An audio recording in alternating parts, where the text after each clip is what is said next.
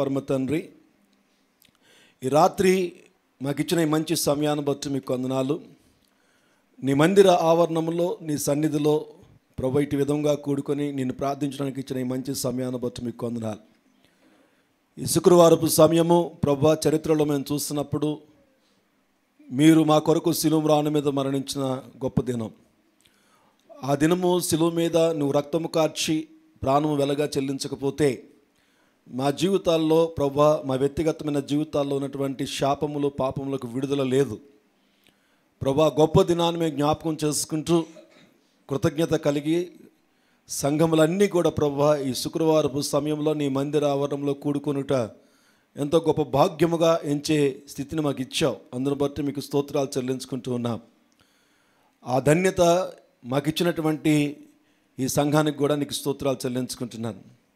ప్రభు, వచ్చినటువంటి ప్రతి బిడ్డని పేరు పేరున జ్ఞాపకం చేసుకోండి. ప్రతి ఒక్కరితో నువ్వు మాట్లాడే దేవుడివి. ఎప్పుడు ఎక్కడ ఎలా మాట్లాడుతావో మాకు తెలియదు, కానీ ప్రభా నువ్వు మాట్లాడుతావని మేము కాన్సన్ట్రేషన్ చేసినప్పుడు నువ్వు తప్పనిసరిగా మాట్లాడే దేవుడివి. బిడ్డలు ప్రభా ఆసక్తి కలిగి మనసు ఏకాగ్రత కలిగి నీ లేఖనాలను వినడానికి సహాయం చేయమని యేసుక్రీస్తునామమున ప్రార్థిస్తున్నాం తండ్రి, ఆమేన్. గట్టి చెప్దాం ఒకసారి ఇన్వర్టర్ చెక్ చేసుకో, ఒకసారి ఆన్ ఆఫ్. పిల్లలు ఎవరన్నా ఆఫ్ చేస్తారో చూసుకోండి ఒకసారి. మీరు ఎప్పుడు వచ్చినా సరే ప్రతిరోజు చూడాలి ఒకసారి. శుక్రవారం ఆదివారం కూడా ఇన్వర్టర్ ఒకసారి చెక్ చేసుకుని వచ్చి కూర్చోండి. ఓకే, ఎవరో పిల్లలు ఆఫ్ చేసేస్తున్నారు దానివల్ల ఇబ్బంది అవుతుంది మనకి. Okay, right.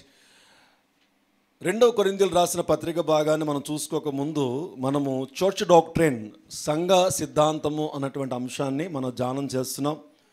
What is the church? Church అంటే యేసుక్రీస్తుని అంగీకరించిన వారు అని అర్థం. ఎవరండి? యేసుక్రీస్తుని అంగీకరించిన వారు. ఎవరైతే ప్రభు అయిన యేసుక్రీస్తుని దేవునిగా అంగీకరిస్తారో, ఎవరైతే ప్రభు అయినటువంటి యేసుక్రీస్తుని రక్షకుడిగా అంగీకరిస్తారో, ఎవరైతే యేసుక్రీస్తుని ప్రభువుగా, ప్రభు అంటే అన్ని నామముల కంటే పై నామము. కొంతమంది యేసుక్రీస్తుని అంగీకరిస్తాడు దేవుడని, కానీ అన్ని నామముల కంటే పై నామముగా చాలామంది అంగీకరించరు. సో అన్ని నామముల కంటే పై నామముగా అంగీకరించిన వారిని ఏమంటామంటే ప్రభువైన యేసుక్రీస్తు అంటాం. ఏమంటామండి? అందుకనే యేసుక్రీస్తునట ప్రభువుగా అంగీకరించాలట. యేసు అంటే రక్షకుడు, క్రీస్తు అంటే అభిషక్తుడు, ప్రభువు అంటే అన్ని నామముల కంటే పై నామము కలిగినటువంటి వాడు, మెయిన్ లీడర్, రింగ్ లీడర్ అని అర్థం. సో కాబట్టి మన జీవితాల్లో ఎవరైతే యేసుక్రీస్తుని ప్రభువుగా, దేవునిగా, నా జీవితంలో అన్నిటికీ సాధ్యమైనటువంటి దేవుడు, ఏ స్థితినైనా చాలిన దేవుడు, ఏ స్థితికైనా సరిపోయినటువంటి దేవుడు నా జీవితంలో, నా శారీరక స్థితిలో కానీ, నా ఆత్మీయ జీవితంలో కానీ, నా మానసికతలో కానీ, నా సామాజికమైన పరిస్థితుల్లో కానీ, నా ఆర్థికమైన పరిస్థితుల్లో కానీ, నేను ఏ స్థితిలో ఉన్నా సరే దాని నుంచి నన్ను బయటికి తీసుకురాగలిగిన సామర్థ్యం కలిగిన వాడు ప్రభు అయినటువంటి యేసుక్రీస్తు అయి ఉన్నారు. సో ఎవరైతే అటు విధముగా క్రీస్తుని అంగీకరించి, క్రీస్తుని దేవునిగా అంగీకరించి ఆయన అనుసరించడానికి, ఆయనతో పాటు మరి ఆయన ఇష్టానుసారంగా నడవడానికి ఇష్టపడినటువంటి వాళ్ళందరినీ కూడా ఏమన్నాడంటే బైబిల్లో సంఘము అన్నాడు, చర్చ్ అన్నాడు. సంఘము అనగా దేవునికి సంబంధించిన వారు, అనగా యేసుక్రీస్తు యొక్క శరీర అవయవాలు, క్రీస్తునికి సంబంధించిన వారు అని అర్థం. ఈ సంఘమునకు చాలా ప్రాముఖ్యత ఉంది. సంఘం అంటే రివైవల్ వర్షిప్ సెంటర్ ఒకటే కాదు, క్రీస్తుని అంగీకరించిన ప్రతి ఒక్క బిడ్డ కూడా. సో ఈ సంఘము యొక్క విలువలు సంఘంలోకి వస్తున్నటువంటి వారికి చాలామందికి తెలియటం లేదు. అందుకని మనం ఎక్కడికైనా వెళ్తే దాని వాల్యూ మనకి తెలియాలక్కర్లేదంటారా? తెలియాలి. దాని విలువ తెలియలేదనుకోండి, అది పరిపూర్ణంగా మనము ఉపయోగించుకోవడానికి అవకాశము లేదు. సో కాబట్టి మనం ఎక్కడున్నా ఏం చేసినా దాని వాల్యూ ఏంటన్నది మనకి తెలియాలి. ఈ దినాల్లో ప్రజలకు ఏం తెలియట్లేదంటే వాల్యూస్ తెలియటం లేదు. ఫ్యామిలీస్ యొక్క వాల్యూస్ తెలియట్లేదు, మనీ యొక్క వాల్యూస్ తెలియట్లేదు, రిలేషన్స్ యొక్క వాల్యూస్ తెలియట్లేదు, అలాగే మంచి మర్యాద యొక్క వాల్యూస్ తెలియట్లేదు. దానివల్ల వచ్చే ఎంత గొప్ప ఆధిక్యత వాళ్ళకి అర్థమవుతుందా. సో ఏదైనప్పటికీ కూడా మనము సంఘం యొక్క విలువలు మనం తెలుసుకోవాల్సినటువంటి అవసరత ఎంతైనా ఉంది నా ప్రియ దేవుని సంఘమా. ఈ క్రైస్తవ సిద్ధాంతాల్లో మనము ఏం చూస్తున్నామంటే మారు మనస్సు అంటే ఏంటి అన్నది మనం ఎక్స్ప్లెయిన్ చేసుకుంటున్నాం. ఏ విధంగా మనము మన యొక్క మనస్సు దేవునికి ఎక్కడ దూరం అయిపోయింది, మనము ఎక్కడ మన ఆలోచనలో దూరం అయిపోయినాయి, మన తలంపుల్లో దూరం అయిపోయినాయి, మన జీవన విధానాల్లో దూరం అయిపోయినాయో మనం తెలుసుకొని మరలా తిరిగి దేవునిలో మనం కట్టడానికి, మళ్ళీ ఆయన మార్గంలో తిరిగి మనం కట్టుకోవడానికి ఇష్టపడే జీవితాన్నే మారు మనస్సు అన్నటువంటి జీవితాన్ని మనం జ్ఞానం చేస్తూ ఉన్నాం. మనం దాని గురించి చాలా విషయాలు మనం చెప్పుకుంటూ ఉంటున్నాం. నా ప్రియ దేవుని సంగమా, ఈ రాత్రి కూడా నేను కొన్ని ప్రాముఖ్యమైనటువంటి విషయాల్ని ధ్యానం చేయాలని నేను ఆశపడుతున్నాను. దాని ముందుగా ఒకసారి నేను రోమిలు రాసిన పత్రిక 12వ అధ్యాయాన్ని నేను చూపించి నేను మిగతా విషయాల్లో మనం వెళ్ళడానికి ప్రయత్నం చేద్దాం. రోమిలు రాసినటువంటి పత్రిక భాగము 12వ అధ్యాయంలో మనం చూసినట్లయితే 1-2 వచనాల్లో ఒక యుక్తమైన, ఒక ఉన్నతమైనటువంటి రూట్ను గురించి అక్కడ తెలియజేస్తాడు. చూద్దాం ఒకసారి. రోమిలు రాసిన పత్రిక 12వ అధ్యాయము 1-2 వచనాలు మనం చూద్దాం. అందులో చదువుదామండి. కాబట్టి సహోదరులారా, పరిశుద్ధమును దేవునికి అనుకూలమునైన సజీవ యాగముగా మీ శరీరములను ఆయనకు సమర్పించుకునుడని దేవుని వాత్సల్యతను బట్టి మిమ్మును బతిమాలుకొనుచున్నాను. ఇట్టి సేవ నీ శరీరం గురించి మాట్లాడుతున్నాడు. ఎవరైతే యేసుక్రీస్తుని అంగీకరించారో వారి యొక్క జీవితాల్లో యుక్తమైనటువంటి మార్గం, ఉన్నతమైనటువంటి మార్గం ఏమైనా ఉన్నదంటే నీ యొక్క శరీరమే, యువర్ బాడీ, మన శరీరాలు. ఈ శరీరాన్ని సజీవముగా, సజీవ యాగముగా మనము దేవునికి సమర్పించుకోవాలి. ఇది చాలామంది చేయరు, చాలామంది దీన్ని పట్టించుకోరు. దేవుని దృష్టిలో నీ శరీరము చాలా విలువైనది. దేవుని దృష్టిలో నీ శరీరము చాలా ప్రాముఖ్యమైనది. దేవుడు చాలా ఆశపడి తన స్వహస్తాలతో నిన్ను తయారు చేసుకున్న శరీరం అది. చాలా ఆశతో చేసుకున్న శరీరం, చాలా ఆలోచనలు కలిగి, చాలా అందంగా, ఎక్కడెక్కడ ఏ అవయవం ఎలాగుండాలో ఏంటో ఆయన చక్కటి ప్లాన్ చేసుకుని ఒక ప్రణాళికతో రూపొందించబడినటువంటి శరీరం అనేది. సో కాబట్టి దేవుని దృష్టిలో నీ శరీరము చాలా విలువైనది. రెండవదిగా ఏమంటున్నాడంటే నీవు అది దేవునికి అప్పగించాలని దేవుడు ఆశపడుతున్నాడు. నీ శరీరాన్ని సజీవ యాగముగా దేవునికి అప్పగించేయాలట.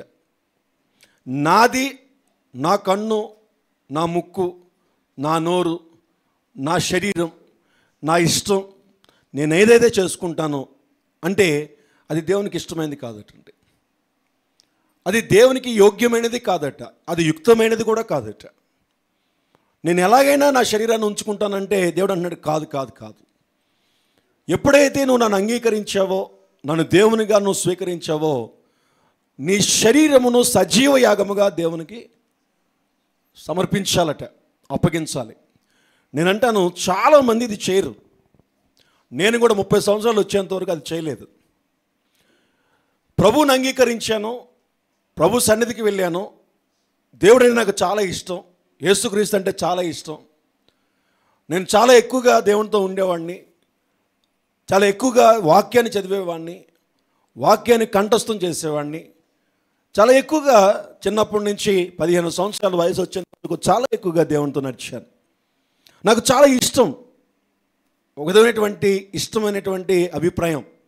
అది ఎప్పుడు ఆరంభమైందో నాకు తెలియదు. ఎంత ఇష్టం అంటే ఎవరితో నా ఫ్రెండ్తో ఏదైనా మాట్లాడుతున్నప్పుడు ఒక చర్చ్ వచ్చిందంటే ఆ చర్చ్ దగ్గర తల ఉంచుకొని ప్రభుని ప్రార్థన చేసుకుంటూ వెళ్ళే అంత ఇష్టం. ఎవరికి తెలియని సత్యాలు అవి.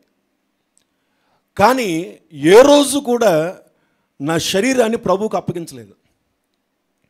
నా మనసులో ప్రభువుని ఆరాధిస్తున్నాను, నేను నా ఆత్మని దేవునికి అప్పగించాను అనుకుంటున్నాను, కానీ దేవుడు నా శరీరాన్ని కోరుకుంటున్నాడన్న సంగతి నాకు తెలియలేదు. నా శరీరాన్ని నా ప్రభువుకు అప్పగించకపోవటం వలన టోటల్ నా బ్రతుకు పాడైపోయింది. ఎందుకంటే శరీరాన్ని దేవునికి అప్పగించిన తర్వాత ఇప్పుడు మనం ఏం చేస్తామంటే దేవునికి ఇష్టంగా ఈ శరీరాన్ని ఎలా తయారు చేయాలో చూసుకోవాలి. మనం అది చేయం మనం చాలాసార్లు. అందువలన మన జీవితాలు నాశనం అయిపోతాయి. అది ఎక్కడికి వెళ్ళిపోద్ది అంటే ఆ ఇంపాక్ట్ నీ పర్సనల్ లైఫ్ మీద ఆ ఇంపాక్ట్ చూపిస్తుంది. నీ శరీరాన్ని దేవునికి సరిగ్గా నువ్వు అప్పగించడం కానీ నీకు చేత కాకపోతే అది నీ లైఫ్కి దెబ్బ, నీ జీవితాన్ని పాడు చేస్తుంది. ఇది చాలాసార్లు మనకు తెలియదు. అందుకని నేనేమంటానంటే నీ మనస్సు ఈ రాత్రి మారాలి.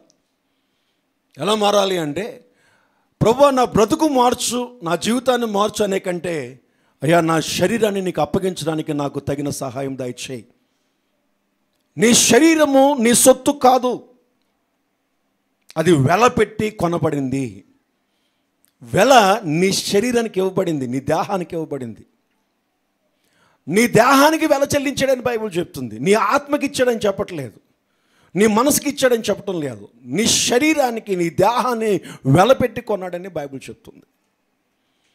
సో కాబట్టి దేవుని సన్నిధిలో ఎప్పుడైతే ప్రభువైన యేసుక్రీస్తుని దేవునిగా అంగీకరించావో, నీ నడినెత్తు మొదలుకొని అరికాలి వరకు కూడా నీ శరీరంలో ఉన్నటువంటి ప్రతి అవయవము కూడా నువ్వు ప్రభువుకి సమర్పించుకున్న రోజున నీ బ్రతుకులో గొప్ప కార్యాలను చూస్తావు. ఎందుకు చెప్తున్నానంటే ఇది యుక్తమైనది అని దేవుడు చెప్తున్నాడు. ఇది యుక్తమైనది, ఇది చాలా విలువైనది. ఇట్టి సేవ అన్నాడు, దీన్ని మినిస్ట్రీ అన్నాడు, దీన్ని సర్వీస్ అన్నాడు, దీన్ని సేవలోనికి తీసుకెళ్ళిపోయాడు. ఇట్టి సేవ, ఇట్టి పరిచర్య, ఇట్టి మినిస్ట్రీ దేవుని దృష్టిలో చాలా యుక్తమైనది. నువ్వు ఏదో సేవ చేసేదానికంటే ముందుగా, ఎవరికో ఏదో చేసేదానికంటే ముందుగా నీ శరీరాన్ని దేవునికి సజీవ యాగముగా నువ్వు అప్పగించడం నీకు రావాలి. ప్రతిరోజు నువ్వు దేవుని దగ్గర ప్రార్థన చేయాలి. ఇదిగో ప్రభువా, ఈ దేహము నువ్వు వెలపెట్టి కొన్నావు తండ్రి, ఈ దేహము నీకు సంబంధించింది, ఈ శరీరము నీకు సంబంధించింది ప్రభువా, ఈ శరీరము నువ్వు స్వాధీనపరుచుకుని నీ ఇష్టానుసారంగానే ఈ శరీరాన్ని తీసుకెళ్ళడానికి నాకు సహాయం దయచేయమని నువ్వు ప్రార్థన చేయాలి. ఈ శరీరాన్ని ఎలా పోషించుకోవాలో దేవుడు చెప్తున్నాడు. ఈ శరీరానికి ఎప్పుడు రెస్ట్ ఇవ్వాలో, ఈ శరీరానికి ఎలా పోషించుకోవాలో, ఈ శరీరానికి వస్త్రధారణ ఎలాగుండాలో, ఈ శరీరానికి నువ్వు ఎలా తయారు చేసుకోవాలో, ఈ శరీరం ద్వారా దేవుని నామాన్ని ఎలా మహింపరచాలో అన్నీ దేవుడి బైబిల్లో ఉన్నాయి. యువర్ బాడీ, నీ శరీరంలో నువ్వు ఎలా తయారవ్వాలో దేవుడు చెప్తున్నాడు. ప్రతి విషయంలో కూడా దేవుడు మాట్లాడుతున్న సందర్భాలు మనకు ఉంటాయి. ఎస్తేర్ని దేవుడు ఎన్నుకున్న తర్వాత ఎస్తేర్ విషయంలో దేవుడు ఏమన్నా చూశాడంటే తన యొక్క తయారయ్యే విధానాన్ని చూశాడు, తన అలంకరణను చూశాడు. తన అలంకరణను బట్టి రాజు హృదయాన్ని మార్చాడు, తన బ్రతుకును మార్చేశాడు. తన బ్రతుకు మారడానికి, రాజు హృదయంలో తనంటే ఇష్టం ఏర్పరచబడడానికి తన తయారయ్యే విధానాన్ని మెన్షన్ చేస్తాడు. మనకి ఎస్తేరు గ్రంథంలో జాగ్రత్తగా చదివితే మీకు అదే కనిపిస్తుంది. తన స్పిరిచువల్ లైఫ్ ఏం కనపడదు అక్కడ, తన ఆత్మీయ జీవితం ఏం కనపడదు అక్కడ. ఏం కనిపిస్తుంది అంటే తన తయారైన విధానం గురించే పరిశుద్ధాత్ముడు రాయించాడు. ఇచ్చిన దానికంటే ఎక్కువగా తను ఎక్కువ అలంకరించుకోలేదట. అలంకరించుకోలేదంటే శరీరానికి ఇంపార్టెన్స్ ఇచ్చింది. తన దేహము దేవునికి ఆలయముగా మార్చుకుంది. తన బతుకును మార్చేశాడు, తన జీవితాన్ని మార్చేశాడు. తన హృదయంలో ఏమైతే అనుకుంటుందో దానికంటే గొప్పగా ఎస్తేరును నిలవబెట్టగలిగాడు దేవుడు. నా ప్రియ దేవుని సంగమా, మోకరించి ప్రార్థన చేయడం శరీరం గురించి మాట్లాడతాడు, చేతులెత్తి ప్రార్థన చేయడం శరీరం గురించి మాట్లాడతాడు, దేహము యొక్క పరిస్థితి గురించి ప్రతిసారి కూడా దేవుడు మాట్లాడుతూ ఉంటాడు. అంతెందుకండి, మొదటి పాపము చూపు ద్వారానే కలిగింది. నీ దేహంలో ఉన్నటువంటి ఒక అవయవమే అది. తన శరీరమును జాగ్రత్తగా కాపాడుకోవడం చేత కాకపోవడం వల్ల దేవుడు తనకి ఇచ్చినటువంటి ఆశీర్వాదం నుంచి పక్కకు వెళ్ళిపోయింది హవ్వమ్మ. సౌలు కూడా అందరూ కూడా తన దగ్గర దూరంగా వెళ్ళిపోవటం చూచి తొందరపడి వెళ్ళి అక్కడ తను బలియాగం ఇచ్చేసాడు, దహన బలి ఇచ్చేసాడు.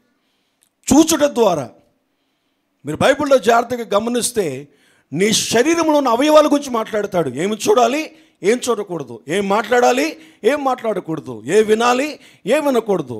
యువర్ బాడీ, నీ శరీరమును, నీ దేహమును ఎక్కడికి తీసుకెళ్ళాలి, ఎక్కడ తీసుకెళ్ళకూడదు, నీ దేహాన్ని ఎక్కడ ఎక్కువసేపు ఉంచాలి, ఎక్కడ ఎక్కువసేపు ఉంచకూడదు, ఏ స్థలంలో ఉంచాలి, ఏ స్థలంలో ఉంచకూడదు. మీరు కావాలంటే ఇంటికి వెళ్ళి చదువుకోండి, బైబిల్లో చాలా స్పష్టంగా కనిపిస్తాయి. నీ దేహం ఎక్కడుండాలి, నీ శరీరం ఎక్కడుండాలి, నీ శరీరం ఏ స్థలంలో నువ్వు పెట్టడానికి నువ్వు ఇష్టపడాలి. అందుకనే నీ మనస్సు నీ శరీరం మీద ఉండాలి. నా దేహాన్ని నేను ఎక్కడ తీసుకెళ్తున్నాను, నా దేహాన్ని ఎక్కడ ఉంచుతున్నాను, నా దేహాన్ని దేనికి అప్పగిస్తున్నాను, నా దేహాన్ని దేనికి సబ్మిట్ చేస్తున్నాను అన్నది నీకు తెలియకపోతే దాని ఇంపాక్ట్ ఎక్కడికి వెళ్తుందంటే నీ జీవితానికే దెబ్బ. అందుకని ఇక్కడ ఏమంటున్నాడంటే, దేవుని వాత్సల్యమును బట్టి మిమ్మల్ని బతిమాలు కొనుచున్నాను, ఇట్టి సేవ మీకు యుక్తమైనది. మీరు ఈ లోక మర్యాదను అనుసరించకుండా ఉత్తమమును అనుకూలమును సంపూర్ణమునై ఉన్న దేవుని చిత్తమేదో పరీక్షించి తెలుసుకున్నట్లు మీ మనస్సు మారి అని ఇప్పుడు మారు మనసు గురించి మాట్లాడుతున్నాడు. అంటే ఇప్పుడు నీ మనస్సు ఏ విషయంలో మారాలంటే నీ శరీరాన్ని దేవుని చిత్తానుసారంగా ఎలా తీసుకుని వెళ్ళాలో తెలుసుకునే విధంగా నీ మనస్సు మారాలి. అది బైబిల్ చెప్తున్నటువంటి మాట. నా ప్రియ దేవుని సంగమ, గలతీ సంఘానికి రాయకముందు 2వ కొరింథీయులు రాసిన పత్రికలో కూడా ఒక మాట ఉంటుంది.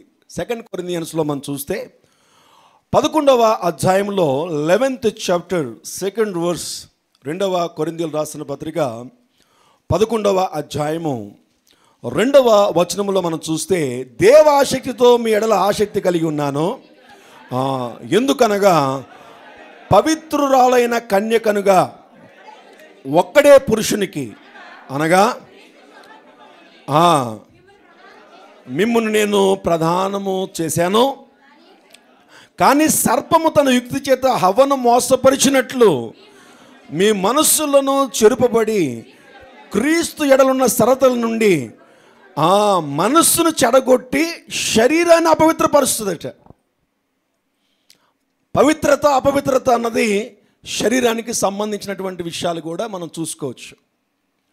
ఏమంటున్నాడు అంటే, పవిత్రత నుండి ఎట్లయినా తొలగిపోవునేమో అని నేను భయపడుచున్నాను. ఎలా అనగా వచ్చిన వాడు ఎవడైనాను మేము ప్రకటింపని మరి ఒక యేసును ప్రకటించినను, లేక మీరు పొందని మరి ఒక ఆత్మని మీరు పొందినను, మీరు అంగీకరింపని మరి ఒక సువార్త మీరు అంగీకరించినను, మీరు దాని గురించి సహించుట యుక్తమే.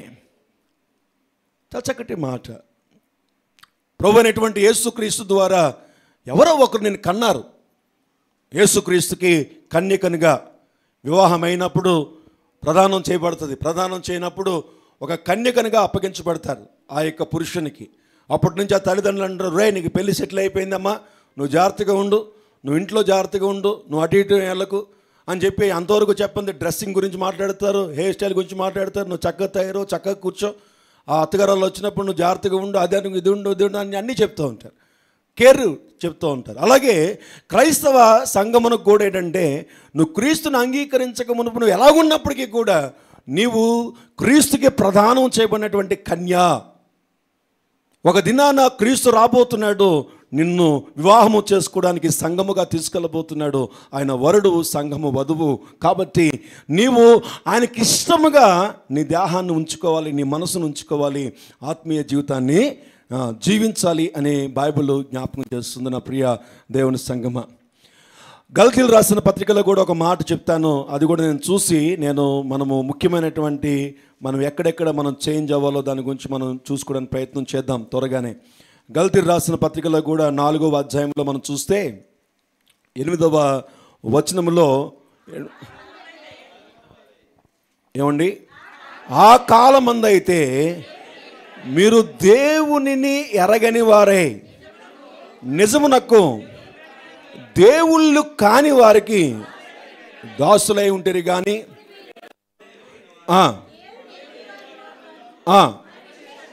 మరి విశేషముగా దేవుని చేత ఎరుగబడిన వారై ఉన్నారు గనక బలహీనమైనవి నిష్ప్రయోజనమైన మూల పాఠములందు మీరు మరలా తిరగనేలా మునుపటి వలె మరలా దానికి దాసులై ఉండనేరా. చాలండి, చాలు అంటాడు.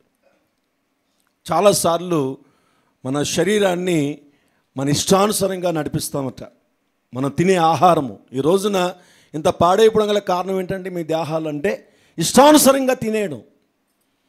ఏది తినాలో ఏది తినకూడదో, ఏ టైంలో తినాలి ఏ టైంలో తినకూడదు, నీకు విశ్రాంతి ఎంత, నీ బాడీకి విశ్రాంతి ఎలా తీసుకోవాలి, ఎప్పుడు తీసుకోవాలి, ఎలా తీసుకోవాలి, దేవుడు చాలా స్పష్టంగా చెప్పాడు.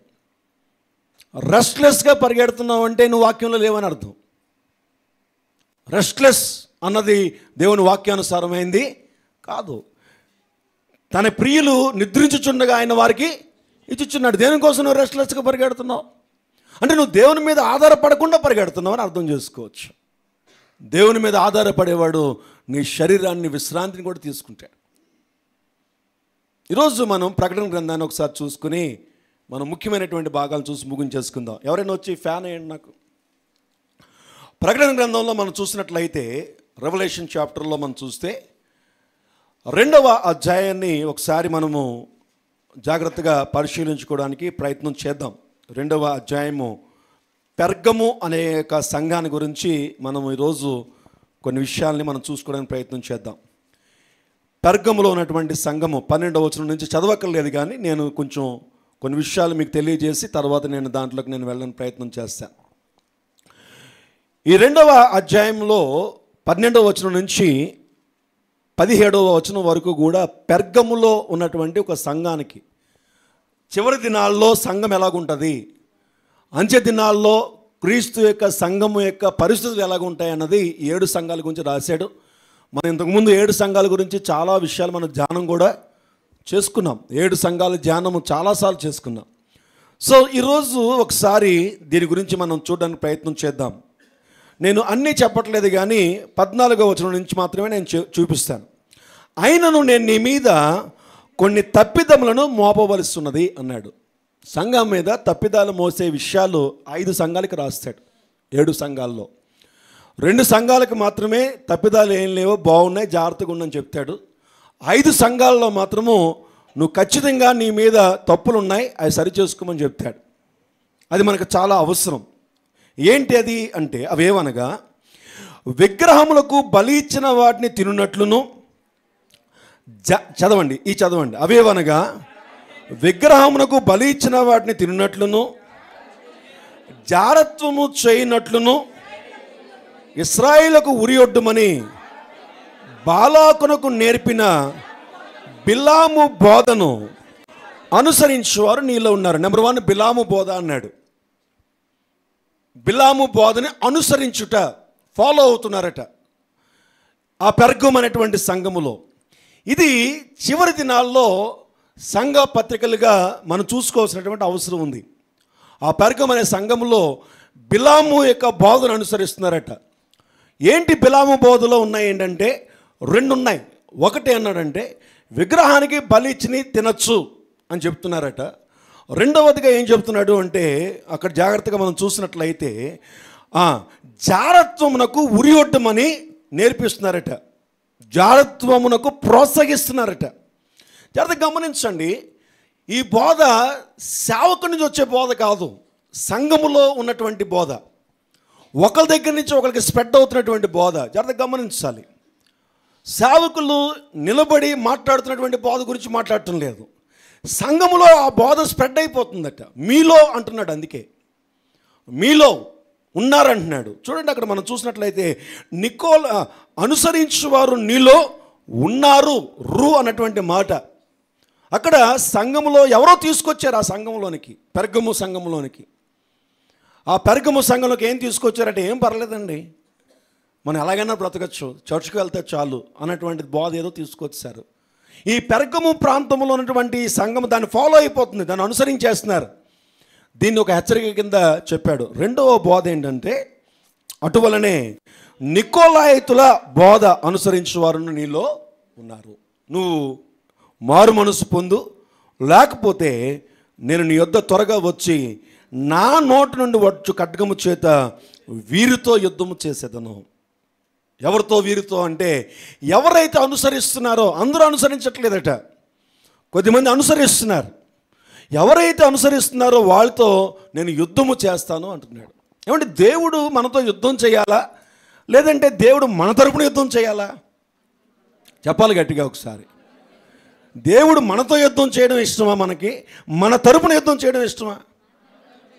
కానీ ఇక్కడేమంటున్నాడు, సో చాలా జాగ్రత్తగా మనం చూసుకోవాలి ఈ విషయాల్లో. ఏమి తినొచ్చు ఏంటి, రెండు శరీరానికి సంబంధించింది. బిలాం బోధ శరీరానికి సంబంధించింది. శరీరాన్ని దేవునికి సమర్పించుకున్నవాడు తప్పిపోయాడు. ఈ శరీరానికి ఏం తీసుకోవాలి, ఈ శరీరంతో ఏం చేయాలి అన్నటువంటి రెండు విషయాలు కూడా నువ్వు తప్పిపోయారు. నువ్వు సరి చేసుకుంటే సరి, లేకపోతే సంఘం మీద ఎవరైతే అలాగ వ్యతిరేకమైనటువంటి స్థితిలో ఉన్నారో వారి మీద నేను యుద్ధము ప్రకటిస్తానంటున్నాడు. సంఘములతో ఆత్మ చెప్పుచున్న మాట చెవిగలవాడు వినుగాక, జయించువానికి మరుగైన మన్నాను భుజింపనిత్తును. అలిసిపోకుండా నడిపిస్తాడు. మరుగైపోయినటువంటి మన్నా అలిసిపోయే విధానంలో ఉన్నప్పుడు, నీ శరీరానికి అలసట వచ్చేసినప్పుడు ఆయన నీకు తెలియనటువంటి మన్నాన్ని నీకు ఇచ్చి నీ శరీరానికి బలాన్ని ఇస్తాడు మరలా తిరిగి. ఈ దినాల్లో నేను చూస్తే చాలా విషయాల్లో నేను గమనించినప్పుడు మనసులు స్థిరంగా ఉంటున్నాయి, శరీరాలు బలహీనంగా ఉంటున్నాయి. మనసులు గట్టిగా ఉంటున్నాయి దేవునితో, కానీ దాన్ని తగిన విధంగా శరీరం ప్రోత్సహించట్లేదు. ఏదో చెయ్యాలనే ఆశ ఉంటుంది, కానీ దానికి తగినటువంటి బాడీ సపోర్ట్ చేయట్లేదు. మీరు జాగ్రత్తగా గమనిస్తే శరీరం బలహీనమైపోయింది. అందుకనే గెత్సెమనే తోటలో కూడా ఏమంటాడంటే, ఆత్మ సిద్ధమే కానీ శరీరం బలహీనం. ఇప్పుడు మనస్సు ఆత్మ శరీరాల్లో చూస్తే జాగ్రత్తగా గమనించండి, ఆత్మ ఎప్పుడు సిద్ధంగానే ఉంటుంది. క్రీస్తుని అంగీకరించాం కాబట్టి, కంపల్సరీ దేవుని సన్నిధికి వస్తున్నావు కాబట్టి దేవుని యొక్క ఆత్మ నడిపింపు బాగానే ఉంటుంది నీకు ఇంచుమించుగా. నీ మనసు కూడా కొంచెం స్థిరంగానే దేవుని వైపు కట్టుకుంటూ ఉంటావు. ఒక విషయం చెప్పమంటారా, నెగ్లిజెన్స్ ఎక్కడొచ్చిందో తెలుసా?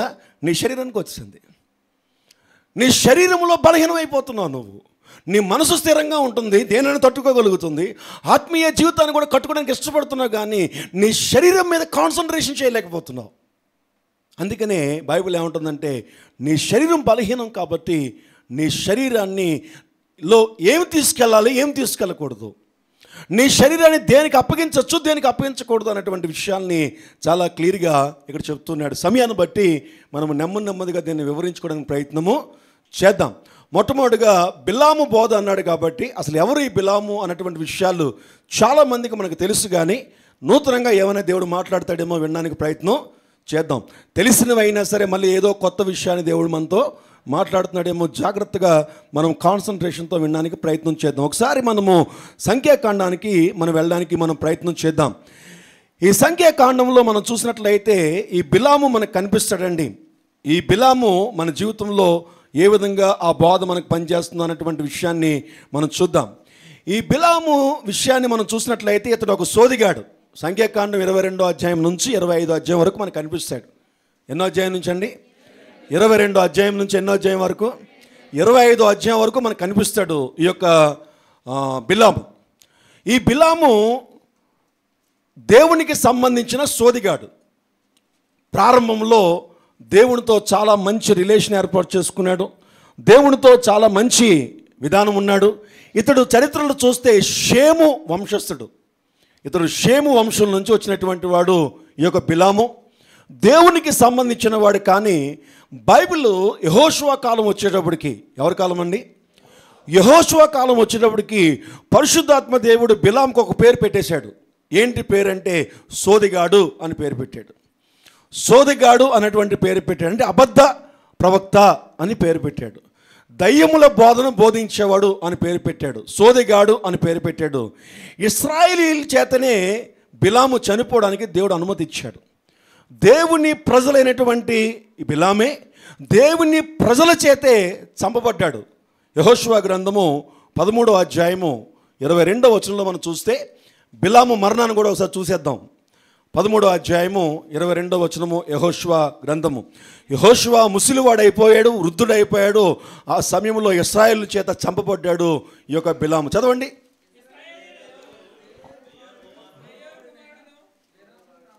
అందరం కలిసి చదువుదాం ఒకసారి, మళ్ళీ స్టార్ట్ చేయండి. ఇశ్రాయేలీయుడు కుమారుడును సోదెగాడైన బిలాము చంపిన తక్కిన వారితో పాటు ఖడ్గముతో చంపిరి. ఇశ్రాయేలీయులు బయోరు కుమారుడును సోదెగాడు అని తనకి టైటిల్ పెట్టేశారు. సంఖ్యాకాండంలో ఏంటంటే తను మంచిగా దేవునితో ఉన్నవాడు, నా దేవుడు అంటాడు, నా దేవుడు అంటాడు. దేవుడు తనకు ప్రత్యక్షమవుతాడు, దేవుడు తనతో మాట్లాడతాడు. ఎంతగా మాట్లాడతాడంటే తనకు శ్రమ నుంచి విడిపించడానికి నోరు లేని గాడితో కూడా మాట్లాడించి శ్రమ నుంచి విడిపించేంతగా దేవుడు తోడుగా ఉంటాడు. ఎవరితో? బిలాముతో. అలాంటి బిలాము దేవునికి దృష్టిలో సోదిగాడి కింద తయారయ్యాడో చివరికి ప్రకటన గ్రంథంలోకి వచ్చి సంఘాలతో రాస్తున్నప్పుడు మంచి సాక్ష్యాన్ని పోగొట్టుకుని ఏమన్నాడంటే, బిలాము బోధన ఎవరిని అనుసరించినట్లయితే, బిలాము యొక్క స్ట్రాటజీ ఎవరైనా కానీ ఫాలో అవుతున్నట్లయితే, బిలాము ఏమైతే తన జీవితాన్ని బాలాకు దగ్గర రుజువు చేసుకున్నాడో అటువంటి స్థితి ఎవరైనా సరే సంఘంలో ఉంటే నేను వాడిని పాడు చేస్తానన్నాడు దేవుడు. అది గమనించండి, దేవుడు సంఘాన్ని లోకం నుంచి సపరేట్ చేసి సంఘాన్ని స్థిరపరచడానికి ప్రయత్నం చేస్తూ ఉంటాడు. దేవుడు ఎప్పుడు కూడా సంఘాన్ని ఏం చేస్తాడంటే లోకం నుంచి సపరేట్ చేసి అపవాది యొక్క దాడి తన బిడ్డల మీదకి తాకకుండా ఒకళ్ళు వచ్చిన జయించగలిగినటువంటి శక్తి చేత నింపబడడానికి సంఘాన్ని నడిపించుకుంటూ ఉంటాడు దేవుడు. అపవాది ఏం చేస్తూ ఉంటుందంటే లోకాన్ని సంఘాన్ని ఐక్యం చేయడానికి ప్రయత్నం చేస్తూ ఉంటుంది. లోకాన్ని సంఘాన్ని యునైటెడ్గా చేయడానికి, ఐక్యత చేయడానికి అపవాది ప్రయత్నం చేస్తూ ఉంటుంది. దేవుడేమో సంఘాన్ని లోకాన్ని సపరేట్ చేయడానికి ప్రయత్నం చేస్తూ ఉంటాడు. నా ప్రియ దేవుని సంఘమా, బిలాము ద్వారా సంఘాన్ని లోకాన్ని ఐక్యము చేసే బోధ సంఘంలోకి తీసుకొచ్చేసాడు ఆ దినాల్లో. ప్రకటన గ్రంథంలో మనం చూసినట్లయితే పెర్గము సంఘములోనికి బిలాము బోధని అపవాది లోకంలో ఉన్నటువంటి చీకటిని సంఘంలోకి తీసుకొచ్చేసాడు. ఈ దినాల్లో మనం దాన్ని జాగ్రత్తగా గమనించుకోవాల్సినటువంటి అవసరత ఎంతైనా ఉంది. ఆమేన్. హల్లెలూయా, హల్లెలూయా. చూద్దాం, సంఖ్యాకాండము 22వ అధ్యాయము 1వ వచనంలో మనం చూసినట్లయితే, సంఖ్యాకాండము 22వ అధ్యాయము 1వ వచనం చదవమా. తరువాత ఇశ్రాయేలీయులు సాగి యెరికోకు ఎదురుగా యోర్దాను తీరమునున్న మోయాబు మైదానంలో దిగిరి సిప్పోరు కుమారుడైన బాలాకు ఇశ్రాయేలీయులు అమోరీయులకు చేసినదంతయు చూచెను. జనము విస్తారముగా ఉన్నందున మోయాబీయులు వారిని చూచి మిక్కిలి భయపడిరి. మోయాబీయులు ఇశ్రాయేలుకు జంకిరి. జాగ్రత్తగా గమనించాలి, తండ్రి అయినటువంటి దేవుడు ఇశ్రాయేలీయుల్ని ప్రతి ఒక్క రాజ్యాన్ని జయింపచేసి ప్రతి పట్టణాన్ని జయింపచేసి తను అనుకున్నటువంటి కానాను దేశానికి నడిపిస్తున్నాడు. నడిపిస్తున్నటువంటి సమయంలోని యెరికోని దాటేశారు. యెరికో గోడలను కూలగొట్టేశారు. యెరికో మీద గొప్ప జయాన్ని ఇచ్చేశాడు. ఇప్పుడు యెరికోకి ఎదురుగా ఉన్నటువంటి ఒక యోర్దాను అనేటువంటి ఆ తీరమునకు వచ్చారు. అక్కడ ఎవరున్నారు అంటే మోయాబీలు ఉన్నారు. ఈ మోయాబీలు అనేటువంటి వారు రాజు ఎవరు అంటే బాలాకు అనేటువంటి రాజు. ఇప్పుడు ఇశ్రాయేలీయులు ఏం చేయాలి? మోయాబీల్ని రాజుని జయించుకుని ముందుకు వెళ్ళాలి, కనాను వెళ్ళాలి అంటే. కాబట్టి ఇప్పుడు మోయాబు రాజు ఈ ఇశ్రాయేలీయులందరినీ చూసి కంగారు పడి ఏం చేయాలి, ఇంతమంది జనాంగాన్ని దేవునిగా కలిగినటువంటి జనాంగాన్ని జయించడం మన వల్ల కాదు. కాబట్టి దేవుని యొక్క ఆత్మ కలిగిన వాళ్ళు ఎవరైనా ఉన్నారో అని చూస్తే బిలాము కనిపించాడు. తను ఆ సమయంలో ఆ ప్రాంతంలో ఉన్నాడు, తన దగ్గర ప్రాంతంలో. వెంటనే బిలాము దగ్గరికి కొంత ధనాన్ని పంపించాడు, కొంతమంది అధికారులను పంపించాడు. ఎందుకంటే రాజు కాబట్టి రాజు వెళ్ళడు, ఎవరో ఒకరిని పంపిస్తాడు. కొంతమంది ఆ యొక్క సైన్యాధిపతుల్ని అధికారుల్ని కొంత డబ్బుని పంపించి సోది చెప్పమన్నాడు. ఏం చెప్పమన్నాడు అంటే, నువ్వు వెళ్ళి సోది చెప్పడం అంటే ఏం లేదు, నువ్వు ఏం మాట్లాడితే అది అయిపోతుంది కాబట్టి జస్ట్ నువ్వేం చేయక్కర్లేదు, ఇశ్రాయేలు నాశనం అయిపోవునుగాక అని చెప్పు చాలు, ఇంకేం అవసరం లేదు అని చెప్పి వెళ్ళి చెప్పిస్తే బిలాం అంటాడు, లేదు లేదు, నా దేవుని నేను ప్రార్థన చేస్తాను, నా దేవుని అడుగుతాను, నా దేవునికి నాకు మంచి రిలేషన్ ఉంది, నేను వెళ్ళి నా దేవుని అడుగుతాను, ఓకే అయితే నేను చేస్తానని చెప్తాడు. ఓకే రైట్, వెళ్ళాడు, ప్రార్థన చేశాడు. దేవుడు అన్నాడు, వారు ఎవరు అనుకున్నాను, నా జనము ఇశ్రాయేలీయులు, నా జనాన్ని ముట్టడానికి వాడెవడు, నేను పర్మిషన్ ఇవ్వను, నువ్వు అన్నా సరే జాగ్రత్త అని వార్నింగ్ ఇచ్చాడు. ఎవరికి? బిలాముకి. బిలాము చాలా యథార్థవంతుడేమో బహుశా అధ్యాయాలు చదువుతుంటే. గబగబా వచ్చాడు, వీళ్ళతో అన్నాడు, అయ్యా నా దేవుడు ఒప్పుకోవటం లేదు. వెంటనే వీళ్ళు వెళ్ళిపోయారు, బాలాక్కి చెప్పారు, అయ్యా వాళ్ళ దేవుడు ఒప్పుకోవట్లేదట, వాళ్ళ దేవుడు అంగీకరించట్లేదట. మన జీవితంలో కూడా జరుగుతుంది చాలాసార్లు. ఎవరో ఒకరు మనం ప్రోత్సహిస్తారు, ఏదో తప్పుడు పని చేయమంటారు, మనం ప్రార్థన చేసుకుంటాం, వాక్యం వింటాం, దేవుని సన్నిధికి వస్తాం, దేవుని యొక్క వాక్యం ద్వారా మనం బలపరుచుకుంటాడు. మనం అంటాం నో నో నో నో నేను చేయను అంటాడు. అప్పుడు ఊరుకోడండి. అలాగే బాలాక రాజు ఊరుకోలే. మళ్ళీ ఏం చేశాడంటే 1,00,000 రూపాయలు పంపించింది 1 కోటి రూపాయలు చేశాడు. ఒక సైన్యాధిపతిని పంపించే బదులు హోమ్ మినిస్టర్ని పంపించాడు. ఇప్పుడు కొంచెం క్యాడర్ పెరిగింది.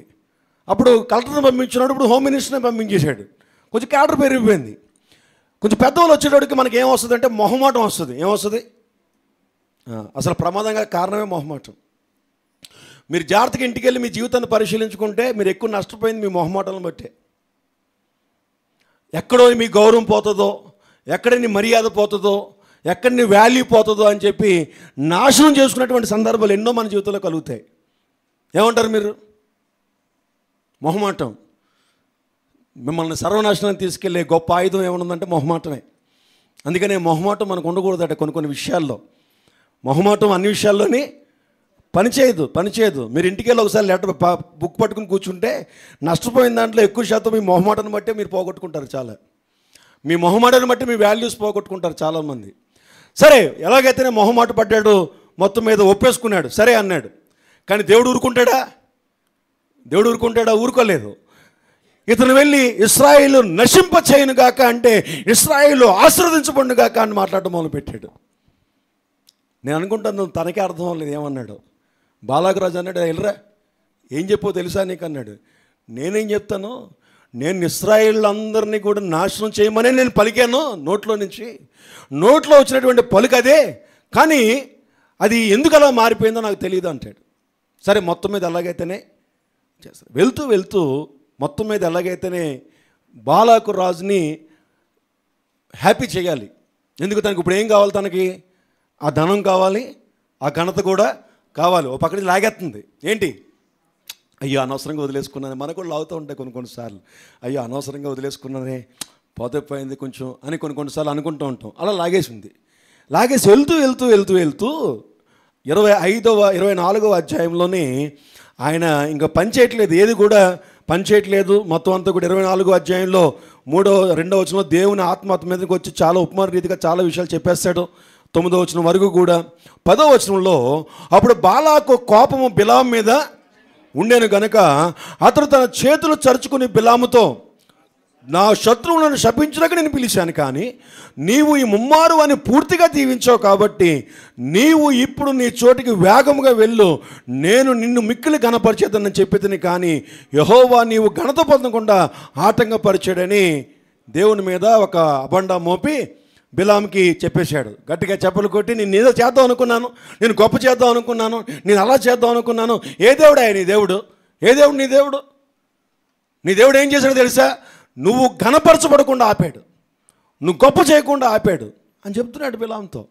నీ దేవుడు నిన్ను ఆటంకపరిచాడు, నిన్ను ఘనపరచాలని నేను అనుకుంటే నన్ను ఆటంకపరిచాడు. చాలామంది ఈ రోజున అపవాది అక్కడే పెడతా ఉంటుంది.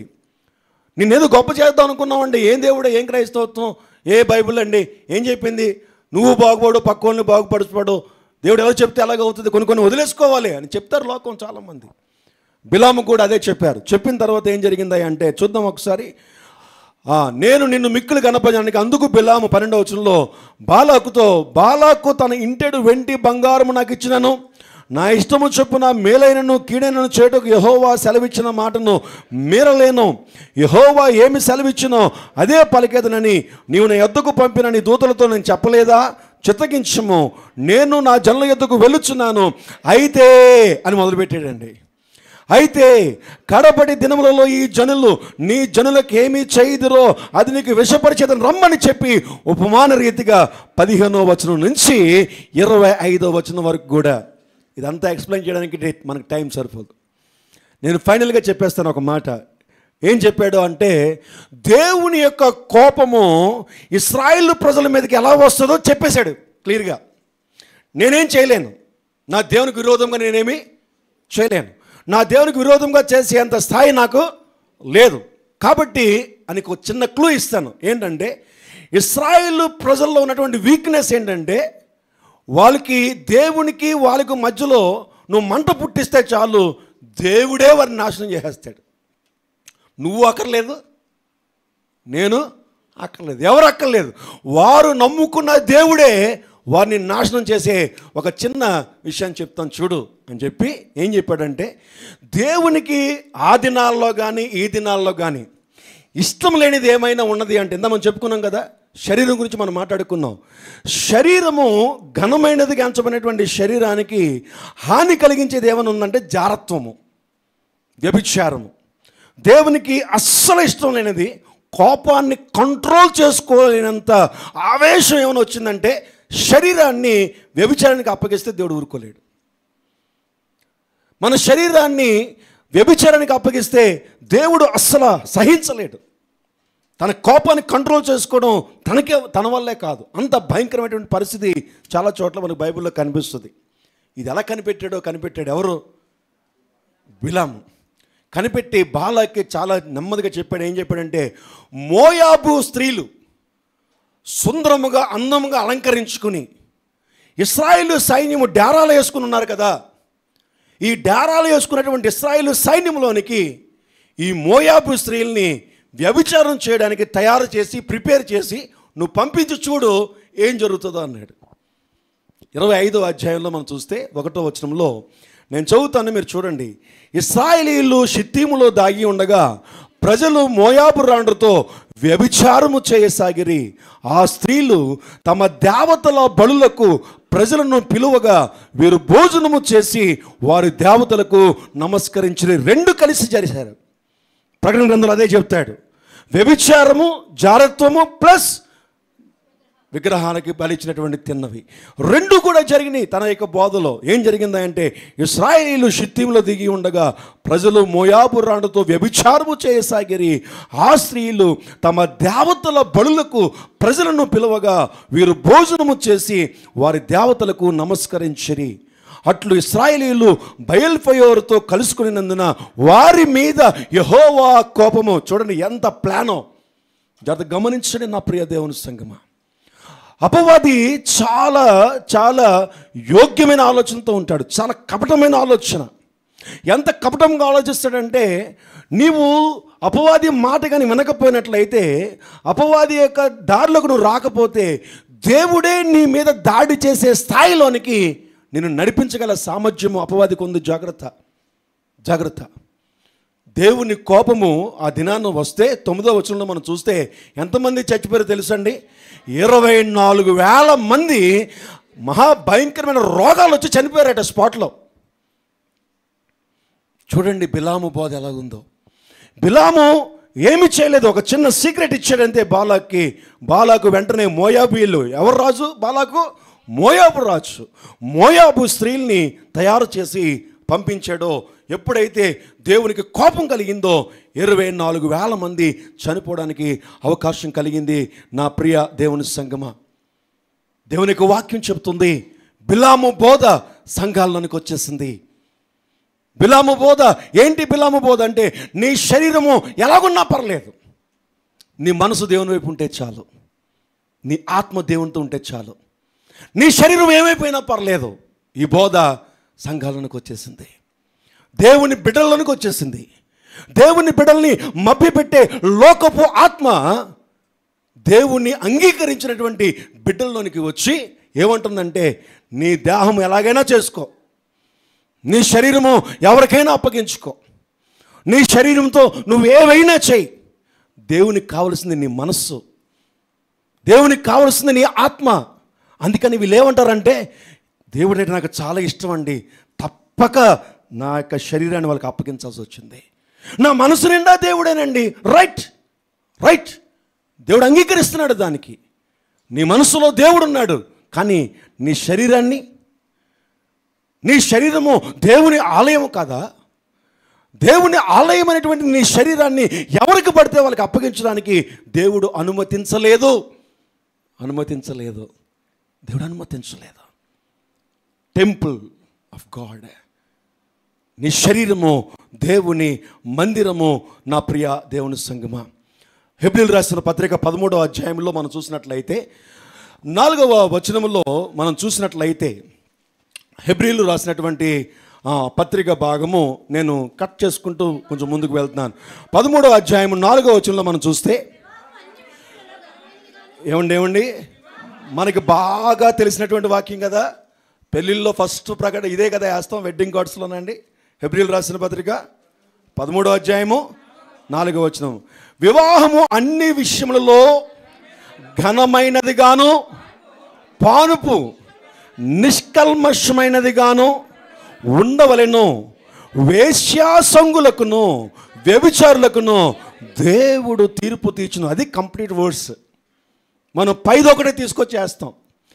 దేవుడు వివాహ బంధాన్ని ఘనమైనది గాను పానుపు నిష్కల్మషమైనది గాను.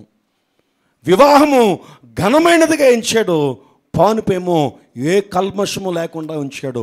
ఒకవేళ కానీ నీ వివాహము ఘనమైనదిగా నువ్వు ఎంచకుండా నీ శరీరాన్ని నీ వివాహానికి సంబంధించిన భర్తతో భార్యతో కాకుండా నీ ఇష్టానుసారంగానే ఉన్నట్లయితే వేశ్యా సాంగత్యము అన్నాడు. దేవుడు నిన్ను తీర్పు తీరుస్తాడు, జాగ్రత్త అంటున్నాడు.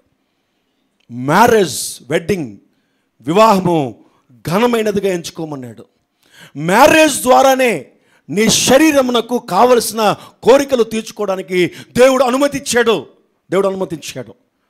నీ శరీరంలో కొన్ని కోరికలు దేవుడే పెట్టాడు. అది నీకు కావాలి, అది దేవునికి సొంతం, అది పవిత్రమైన కార్యము, అది పరిశుద్ధమైన కార్యము.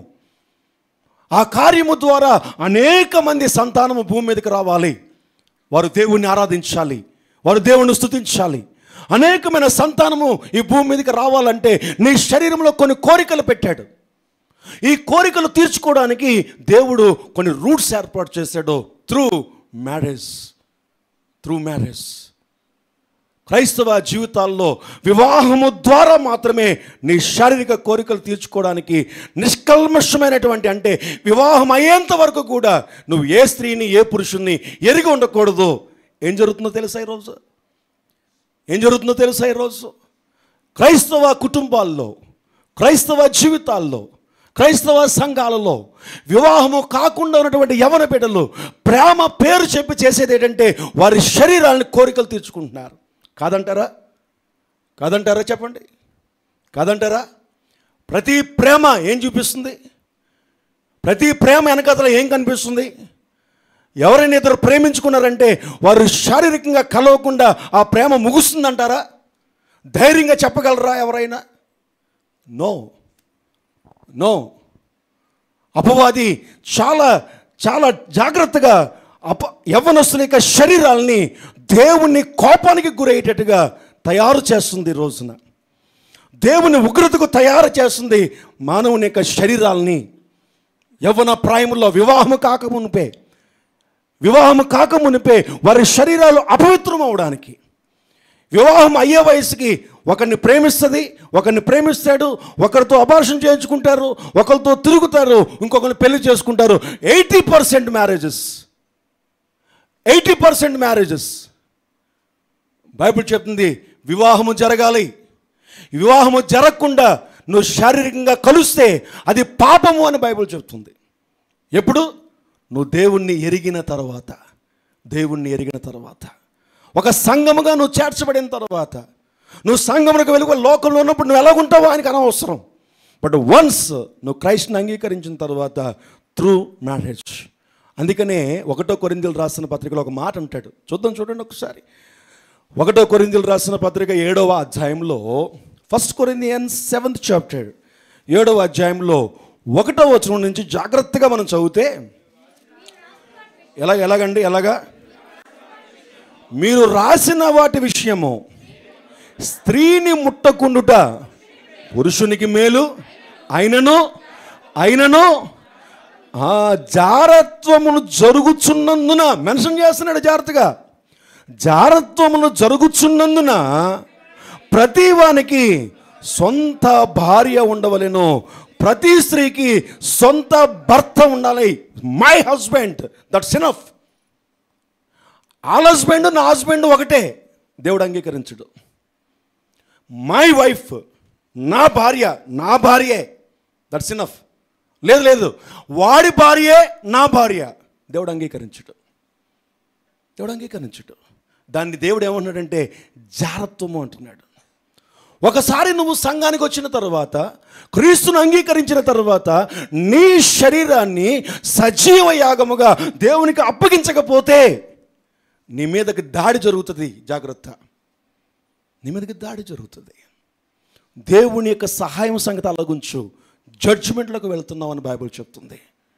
నీ మనసును జాగ్రత్తగా కాపాడుకుంటున్నావు, నీ ఆత్మను జాగ్రత్తగా కాపాడుకుంటున్నావు. నీ శరీరాన్ని ఎక్కడ పడితే అక్కడ తీసుకుని వెళ్దాం దేవుడు అంగీకరించారు. ప్రతి ఒక్కరికి ఏముండాలటండి?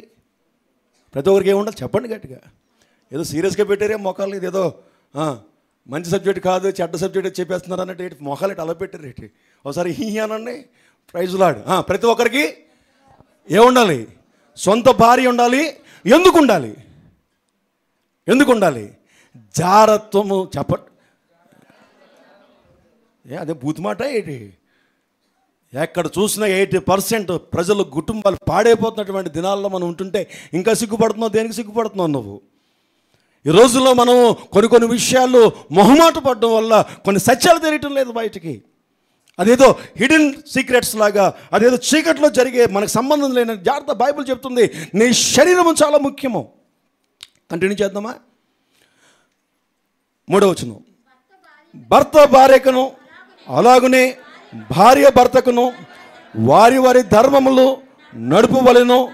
భర్తకే కానీ భార్యకు తన దేహం పైన అధికారం లేదు. అలాగున భార్యకే కానీ భర్తకు తన దేహం మీద అధికారం లేదు. ప్రార్థన చెప్పండి, అందరూ చదవండి. ప్రార్థన చేయుటకు, మళ్ళీ చదవాలి అందరూ. సరిపోవట్లేదు, బేస్ సరిపోలేదు, సౌండ్ అసలు సరిపోవట్లేదు. ప్రార్థన చేయుటకు మీకు సావకాశం కలిగినట్లు కొంతకాలం వరకు ఉభయుల సమ్మతి చొప్పుననే తప్ప ఎడబాయకుడి ఒకరినొకరు. మీరు మనస్సు నిలపలేకపోయినప్పుడు సాతాను మిమ్మల్ని శోధింపకుండినట్లు తిరిగి మళ్ళీ నీ భర్త దగ్గరికి వెళ్ళిపో, నీ భార్య దగ్గరికి వెళ్ళిపో. చాలా క్లియర్గా చెప్తాడండి బైబిల్లో. కుటుంబానికి చాలా విలువనిచ్చాడు. నువ్వు వివాహము ద్వారా నీకంటూ ఒక సొంత భార్య ఉండాలి, నీకంటూ ఒక సొంత భర్త ఉండాలి. కుటుంబాల్లో తగాదాలు జరుగుతాయా భార్య భర్తల మధ్యలో? మగవాళ్ళేమో నవ్వుతున్నారు, ఆడలేమో సీరియస్గా చూస్తున్నారు. ఏటో అర్థం అవ్వలేదు నాకు. కుటుంబాల్లో తగాదాలు అవుతాయా అంటే మగవాళ్ళేమో నవ్వుతాయి అన్నారు, వీళ్ళేమో ఇలా చూస్తున్నారు. కుటుంబాల్లో భార్య భర్తల మధ్య గొడవలు జరుగుతాయా జరగవా? మాట వస్తుందా రాదా? నువ్వెంట నేనెంత అంటే వస్తుందా రాదా? వస్తుంది. రైట్. ఇది కొన్నిసార్లు తెగిపోతే వరకు వెళ్ళిపోతుంది. ఎంతవరకు వెళ్ళిపోద్ది? తెగిపోయే వరకు వెళ్ళిపోతుంది. తెగిపోయే వరకు వెళ్ళిపోయిన తర్వాత బైబిల్ ఏమంటుందంటే, ఎవరో చెప్పారని నీ భార్యని విడిచిపెట్టి వెళ్ళిపోకు, ఎవరో చెప్పారని నీ భర్తను విడిచిపెట్టి వెళ్ళిపోకు. ఇద్దరం కలిసి ఏం చేయాలట? కూర్చోవాలట. నీకు నాకు, ఇది మళ్ళీ ఇంటికి వెళ్ళి చేయకండి ఎవరన్నా, ఆర్డర్ చెప్తున్నాను. నీకు నాకు సూట్ అవ్వట్లేదు, ఓ పని చేద్దాం, నువ్వు వేరేగా ఉండు, నేను వేరేగా ఉండు. కొన్ని రోజులు నువ్వు నాతో మాట్లాడకు, కొన్ని రోజులు నేను నీతో మాట్లాడను. రైట్. ఎవరు చెప్పారు ఇక్కడ? బైబిల్లో ఉందా లేదా? కొద్ది కాలం, షార్ట్ పీరియడ్, నువ్వు వేరేగా ఉండు, నేను వేరేగా ఉంటాను కొద్ది కాలం. ఓకే, రైట్, ఓకే, అయిపోయింది. నువ్వు ఉద్యోగానికి వెళ్తున్నావు, నేను ఉద్యోగానికి వెళ్తున్నాను. 4 రోజులు అయిపోయింది, 2 నెలలు అయిపోయింది, 3 నెలలు అయిపోయింది. ఇప్పుడు కొద్దిగా శరీరంలో కోరికలు స్టార్ట్ అయినాయి. ఎవరో అటాచ్ అయ్యారు, ఎవరో కలిశారు. సాతాను నిన్ను శోధింపబడనివ్వకుండా వెంటనే నువ్వు ఏం చేయాలి? చెప్పాలి. ఏం చేయాలి? ఇద్దరు కలుసుకోవడానికి ప్రయత్నం చేయాలి. అప్పుడు దేవుడు నిన్ను దీవించడం మొదలు పెడతాడు. నీ ఆలోచనలు దేవుడు నెరవేర్చడం ప్రారంభిస్తాడు. లేదు, సాతాను ఏం శోధించట్లేదండి, ఐఎమ్ రైట్ అంటే రైట్, ఎంతకాలం ఉంటే అంతకాలం ఉంటు దేవుడు అంగీకరిస్తాడు. లేదండి అని అనుకుంటే వెంటనే నీ భార్యతో కానీ నీ సొంత భర్త దగ్గర కానీ నువ్వు కలుసుకోవాల్సిన అవసరము ఎంతైనా ఉంది. ఏమైనా హల్లెలూయా, హల్లెలూయా, హల్లెలూయా. మత్తయి సువార్తకి వెళ్దాం ఒకసారి. మత్తయి సువార్త 5వ అధ్యాయం. బిలాము ఎంత పని చేశాడో చూడండి. ఆయన చెప్పింది చిన్నదే, దాని గురించి వివరణ చేయాలంటే తల ప్రాణం ఎక్కడికో వస్తుందట. అలాగుంది. ఏం తీశారు? తీసారా లేదా? కొంతమంది ఏం తెస్తాంలేండి అన్నట్టుగా ఉన్నారు. 5వ అధ్యాయం 31వ వచనం. ఒకరికే భార్య ఉందేటండి, ఒకరే చదువుతున్నాడు. ఎలాగట? తన భార్యను విడనాడు వాడు ఆమెకు పరిత్యాగ పత్రిక ఇవ్వాలని చెప్పబడి ఉన్నది కదా. నేను మీతో చెప్పినదేమనగా, వ్యభిచార కారణమును బట్టి కాక తన భార్యను విడనాడు ప్రతి వాడును ఆమెను వ్యభిచారిణిగా చేయుచున్నాడు. విడనాడబడిన దానిని పెండ్లాడు వాడు వ్యభిచరించుచున్నాడు అన్నాడు. జాగ్రత్త గమనించాలి. క్రైస్తవ సంఘాన్ని తెలుసుకోవాల్సినటువంటి విషయాలు, కుటుంబ జీవితంలో ఉన్నటువంటి విలువలు, నీ శరీరాన్ని జాగ్రత్తగా కాపాడుకోకపోతే వచ్చే నష్టాల గురించి బైబిల్ చెప్తుంది. అనేకమైనటువంటి వ్యతిరేకతలు. బైబిల్ ఏమంటుందంటే, నీ భార్యని కానీ నీ భర్తని కానీ నువ్వు విడిచిపెట్టాలంటే 2 కారణాలు. ఒకటి, నీ భర్త కానీ నీ భార్య కానీ చనిపోవాలి. చనిపోతే నువ్వు వేరే వివాహం చేసుకోవడం దేవుడు అంగీకారము చేశాడు. రెండవది, నీ భార్య కానీ నీ భర్త కానీ వేరే ఒకరితో వ్యభిచారం చేస్తూ దొరికిపోయాడు అనుకోండి, నువ్వేం చేయొచ్చు? నీ భార్య దగ్గర నుంచి నీ భర్త దగ్గర దూరంగా వెళ్ళిపోవచ్చు. ఇంతకు మించి ఇంకేం జరిగినా సరే ఇద్దరు కలిసి మాట్లాడుకుని వెళ్ళాలి. మళ్ళీ కొద్ది కాలానికి ఇద్దరు కలవాలి. క్రైస్తవ సంఘాల్లో దేవుడు పెట్టిన నియమం ఇది. దేవుడు పెట్టిన నియమం. నేను వెళ్ళనండి, నేను చేయనండి అంటే జాగ్రత్తగా నువ్వు జీవితాన్ని కొనసాగించాలి. ఎంత జాగ్రత్తగా కొనసాగించాలో తెలుసా? విడిచిపెట్టబడినటువంటి నీ భార్య కోరికలతో దాచుకోలేక వేరే ఒకరితో వ్యభిచరించిన నువ్వే కారణం అవుతాడని చెప్తున్నాడు బైబిల్లో. దానికి కారణం నువ్వే. విడిచిపెట్టబడినటువంటి భర్త నువ్వు దూరంగా ఉన్న కారణాన్ని బట్టి అతడు కానీ వేరే స్త్రీతో సంబంధం పెట్టుకుంటే దానికి గల కారణం కూడా ఈ విడిచిపెట్టబడిన స్త్రీయే. నేను వదిలేసాను వచ్చాను, నాకు తెలియదండి అతను ఏమైపోయాడు అంటే అవ్వదు. ఇక్కడ వాక్యం బట్టి నువ్వు జడ్జిమెంట్లో తీసుకుంటాడు. ఎందుకో తెలుసా? నువ్వు కూడా ఒక కారణమే. అతను పాడైపోవడం గల కారణం నువ్వే అని నిన్ను జడ్జిమెంట్లో తీసుకుంటాడని బైబిల్ చెప్తుంది. ఇప్పుడు బిలాము బోధ ఏం చేస్తూ ఉంటుంది తెలుసా? నిన్ను ఏం పర్లేదు, నీ మటుకు నువ్వు బ్రతుకు చాలు, నీ మటుకు నువ్వు ఉండు చాలు అని నిన్ను బిలాము బోధతో నిన్ను నడిపిస్తూ ఉంటుందట. క్రీస్తునే అంగీకరిస్తావు, మనసు క్రీస్తు మీదే ఉంటావు, ఆత్మీయంగానే ఉంటావు, కానీ నీ శరీరం మాత్రమో దేవునికి వ్యతిరేకంగా నడుస్తుంటుంది. నా ప్రియ దేవుని సంగమా, లేదా నువ్వు చేసేటువంటి పనికి నీ భర్త అయినా నీ భార్య అయినా నాశనం అవడానికి అవకాశం ఉంది. ఎంతమందికి అర్థమవుతుంది? ఇది అర్థమైపోతే నీ కర్మ అంతే, ఇంకా ఎవడేం చేయలేడు. అర్థం చేసుకుంటే నీ బ్రతుకు బాగుంటుంది, అర్థం చేసుకోలేకపోతే నువ్వు చాలా కష్టం. అందుకనే ఎవరైనా భార్య భర్తలు విడిచిపెట్టి వచ్చేసినా వాళ్ళు ఎలాగున్నారో చూసుకోవాలి మనం. లేదు ఆల్రెడీ క్యారెక్టర్ పాడైపోయింది. ఎవరిది? భర్తదే ఏంటి, భార్య కాదేంటి? భార్య కానీ భర్త కానీ ఆల్రెడీ క్యారెక్టర్ పాడైపోయింది. ఇప్పుడు నువ్వు విడిచిపెట్టేసావు, డైవర్స్ తీసుకున్నావు, వచ్చేసావు. ఇప్పుడు నువ్వు వివాహం చేసుకోవాలి. ఎలా చేసుకోవాలి మరి? ఎవరిని చేసుకోవాలి? ఈ వాక్యం చూడండి ఒకసారి. ఈ వాక్యం బట్టి ఎలా చూసుకోవాలి? ఇప్పుడు మళ్ళీ పెళ్లి చేసుకోవాలి. ఎందుకు? ఒకటి, నీ భర్తో నీ భార్యో చనిపోయారు. 2, నీ భర్తో నీ భార్యో వ్యభిచారం చేస్తూ వారి జీవితాన్ని వారు చూసుకుని నీకు అన్యాయం చేశారు కాబట్టి ఉండలేక నువ్వేం చేసావు? విడిచిపెట్టేసావు. ఇప్పుడు నీకంటూ శరీరం ఉంది కదా, ఇప్పుడు నీ జీవితం ఎలాగా? ఇప్పుడు నీకంటూ ఒక భర్తో భార్య కావాలి. ఇప్పుడు ఎలా చేసుకోవాలి? అలా చూస్తారేటండి? చెప్పండి ఎవరన్నా. పెళ్ళికాని అబ్బాయిని చేసుకో. పెళ్ళికాని అబ్బాయి ఎవడు చేసుకుంటాడు? భార్య. ఇప్పుడు సపోజు భార్య అనుకుందాం, ఆ చేసుకునే పోయే అబ్బాయికి భార్య చనిపోతే నువ్వు చేసుకోవడానికి అనుమతి ఇచ్చాడు. లేదు, ఆవిడ గయ్యాలండి అందుకని వదిలేశానండి, విడాకులు అయిపోయినాయండి, నేను మళ్ళీ పెళ్లి చేసుకుంటాను అన్నావు అనుకో, మళ్ళీ నువ్వు ఏం చేస్తున్నట్టు దేవుని దృష్టిలో? చెప్పాలి గట్టిగా. ఏం చేస్తున్నట్టు? ఎవరిని పడితే ఎవరిని ఎలా పడితే అలాగా మ్యారేజ్ అయిపోతే చాలని చేసుకుంటే జాగ్రత్త, ఆ కుటుంబం శాపగ్రస్తం అయిపోతుంది. క్రైస్తవ సంఘానికి దేవుడు కొన్ని సిస్టమ్ పెట్టేశాడు. తన శరీరాన్ని ఎలా పడితే అలాగా, ఎవరికి పడితే అలాగా అప్పగించడానికి దేవుడు అనుమతి ఇవ్వలేదు. సజీవ యాగముగా ఆయనకి సమర్పించుకొని ఆయనకి ఇష్టపూర్వకంగానే నీ శరీరాన్ని ముందుకు నడిపించుకోవాలి. అందుకనే నేను చాలామంది క్రైస్తవులు చెప్తూ ఉంటాను, మ్యాచెస్ చూస్తున్నప్పుడు జాగ్రత్త అంటాను. ఎవరైనా సరే విడాకులు తీసుకున్నప్పుడు ఎందుకు తీసుకున్నావు అని అంటాను. డైవర్స్ అందుకని అంటాడు, పరిత్యాగ పత్రిక చేయమని ఇచ్చాను కదా ఇంతకుముందు, కానీ ఇప్పుడు దాన్ని ఏం చేస్తున్నాను కాదు అంటున్నాడట. ఎవరు? యేసుక్రీస్తు వచ్చామన్నాడంటే నేను ఇవ్వడానికి ఇష్టపడలేదు. ఎప్పుడు ఇవ్వచ్చు నువ్వు అంటే, ఒకటి నీ భార్య కానీ నీ భర్త కానీ వ్యభిచారం చేస్తేనే దేవుడు అంగీకరిస్తాడు, లేదా చనిపోతేనే నువ్వు ఇంకో పెళ్లి చూసినకు అనుమతిస్తాడు. ఎలా పడితే అలా విసిగించేస్తున్నాడండి, విసిగించేస్తుందండి, ఎలా పడితే అలా తిరుగుతుందండి, ఇష్టం వచ్చినట్టుగా నా మాట వింటలేదండి, నా మాటకు అసలు వాల్యూ లేదండి, రోజు తాగేసి వస్తున్నాడండి, రోజు తాగేసి వస్తుందండి. వస్తుందని ఎందుకంటున్నానంటే ఆడలు ఎక్కువ తాగేస్తున్నారు. ఇప్పుడు తాగేస్తే ఎందుకు ఉండలేదు, రోడ్ల మీదకి వచ్చి అందరూ చెత్త కొట్టేస్తున్నారు పట్టుకొని. ఈ మగోడు తాగి ఇంటికి వెళ్ళిపోతున్నాడు, ఈ ఆడవాళ్ళు తాగి రోడ్ల మీదకి వెళ్ళి పోలీసు వాళ్ళు కొట్టేస్తున్నారు.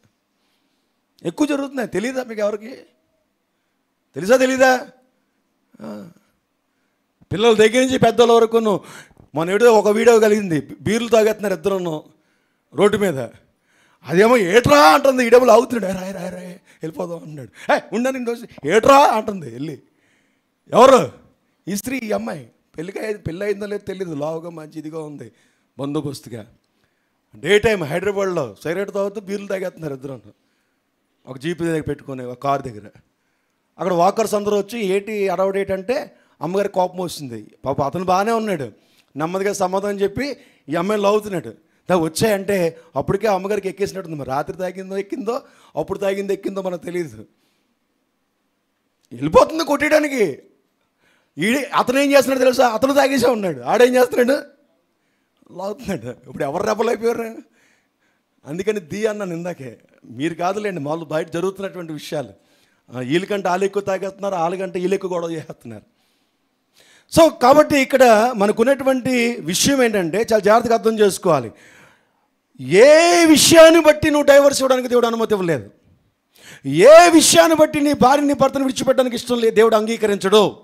కష్టమైన నష్టమైన అవసరమైతే ఇద్దరు ఒక అండర్స్టాండ్ చేసుకుని, మ్యూచువల్ అండర్స్టాండ్ చేసుకుని, దూరంగా ఉండి మళ్ళీ ప్రార్థన చేసుకొని, మళ్ళీ దేవుని దగ్గర ప్రార్థించి, మళ్ళీ ఉపవాసాలు ఉండి మళ్ళీ కలవాలి. కంప్లీట్గా నువ్వు కోర్టుకి వెళ్ళిపోయి డైవర్స్ తీసేసుకొని నీది నీదే నేనే అనుకుని నువ్వు వేరే పెళ్ళి ఆడు వేరే పెళ్ళి చేస్తే ఇప్పుడు ఏం చేస్తుంది? బైబిల్ ఏం చెప్పింది? చదవండి ఒకసారి, ఏమంటున్నాడు? ప్రతివాడును 32వ వచనం, నేను మీతో చెప్పినదేమనగా వ్యభిచారపట్నం కాక తన భార్యను విడనాడు ప్రతివాడును ఆమెను వ్యభిచారినిగా చేస్తున్నాడట. ఇప్పుడు ఈ నష్టం ఎవరికి వచ్చింది? ఒకళ్ళ మీద ఒకరికి వచ్చేసింది.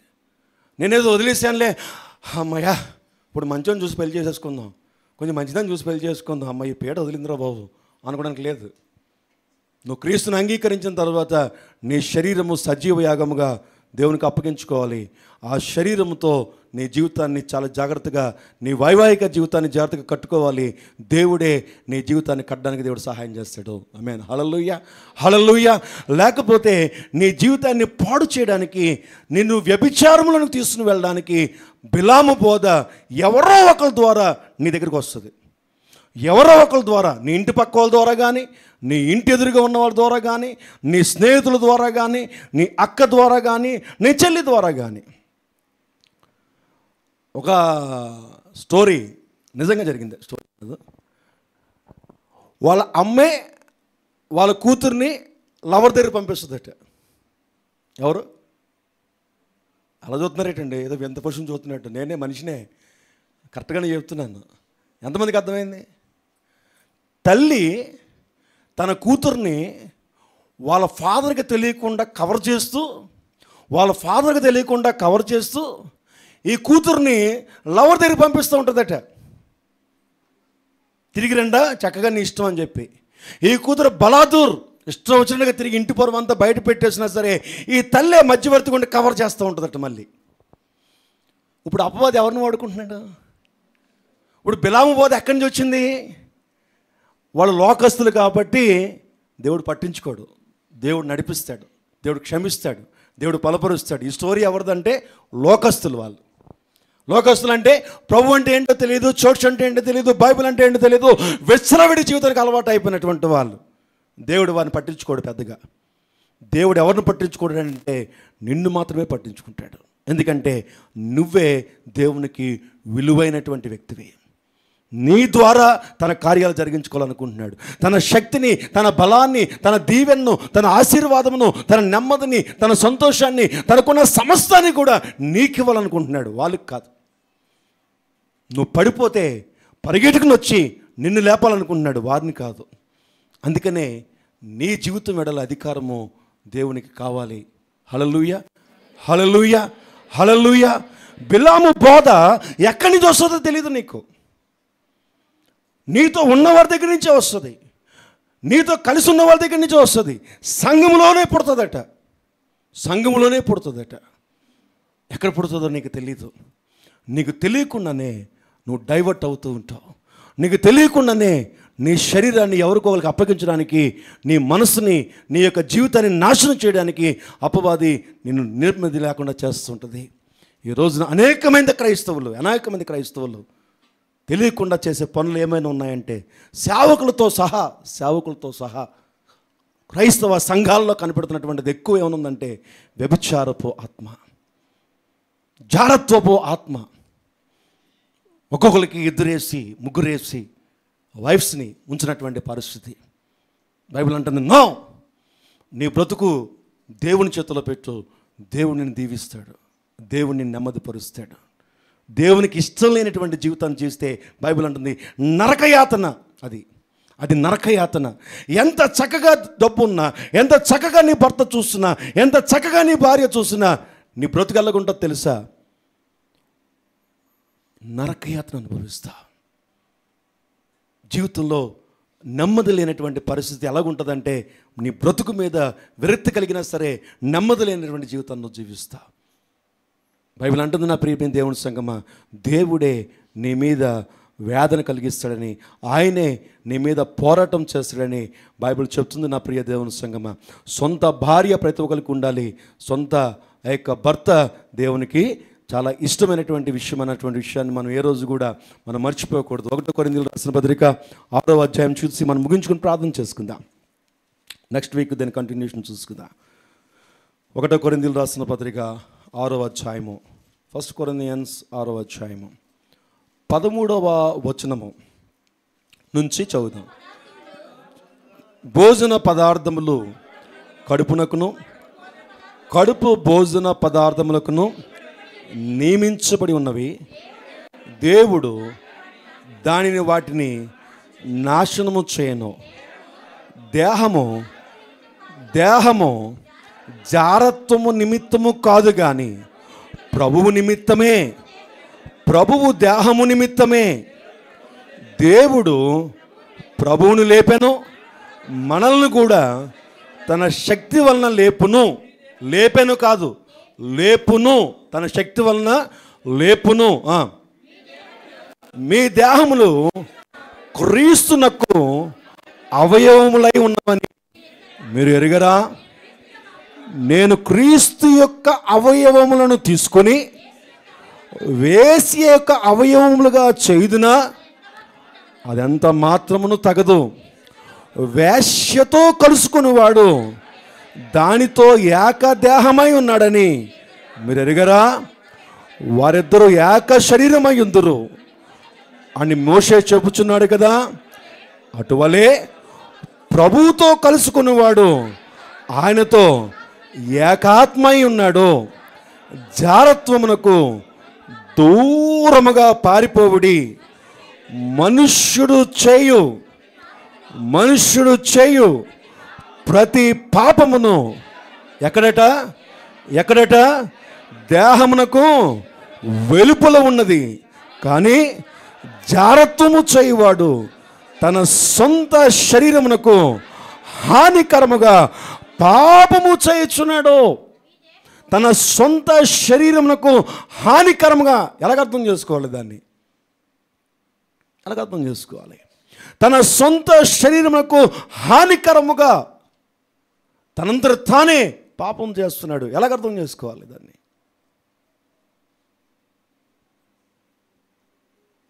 తన శరీరాలకు స్వస్థత అన్నది ఉండదండి. ఇంకా విపరీతమైనటువంటి శారీరక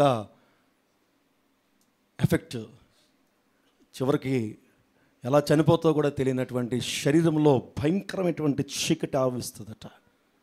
జారత్వమునకు శాపం అది క్రైస్తవ సంఘానికి. అందుకనే నీ దేహాన్ని జాగ్రత్తగా నువ్వు కాపాడుకోమన్నాడు. నీ ఏమన్నా చదవండి ఒకసారి, ఏమంటున్నాడు అక్కడ? నీ దేహము దేవుని వలన మీకు అనుగ్రహించబడి మీలోనున్న పరిశుద్ధాత్మకు ఆలయమై ఉన్నదని మీరు ఎరుగరా? మీరు మీ సొత్తు కాదు, విలువ పెట్టి కొనబడిన వారు గనక మీ దేహముతో దేవుణ్ణి మహిమపరచుడి. దేంతో మహిమపరచాలట? ఎలా మహిమపరచాలి? అపవిత్రమైన దేహముతోనా? ఎలా మహిమపరచాలి? అపవిత్రమైనటువంటి శరీరంతోనా? నీ శరీరాన్ని ఎక్కడ పడితే అక్కడ తీసుకెళ్తావు, నీ శరీరాన్ని ఎలా పడితే అలా వాడతావు.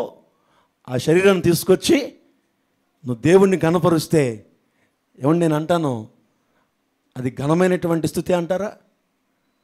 నిజంగా దేవుడు దాన్ని అంగీకరించే ఒక ఉన్నతమైనటువంటి నైవేద్యమేనా అది?